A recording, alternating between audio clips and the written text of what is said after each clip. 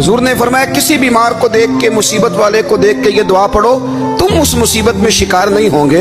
बरेली शरीफ के दाएं बाएं ताउन का मर्ज फैल गया तो आला हज़रत फरमाते हैं मेरे मुंह में भी कुछ गिल्टियां निकल आईं। तो बाज़ लोगों ने कहा शायद आपको भी ताउन हो गया है। आला हज़रत रहमतुल्लाह अलैह फरमाते हैं जो सबसे बेहतरीन तबीब था वो लाया गया, उसने मेरा मुंह देख के, गिल्टियां देख के कहा खो आपको तो ताउन का मर्ज हो गया है। तो आला हज़रत फरमाने लगे मुझे सारी बीमारियां लग सकती हैं, ये नहीं लग सकती।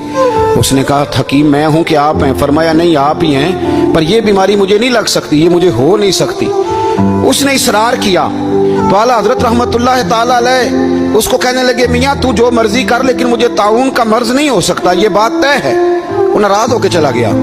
अब ताउन की जो गिल्टियां होती थी ना वो बड़े बड़े महीनों नहीं जाती थी, तकलीफ रहती थी। आला हज़रत कहते हैं मैंने उसी रात ना थोड़ी सी काली मिर्चों का सफूफ बनाया और मिसवाक में रख के जब मुंह के अंदर छिड़का तो थोड़ा सा खून निकला और मेरा मुंह बिल्कुल ठीक हो गया।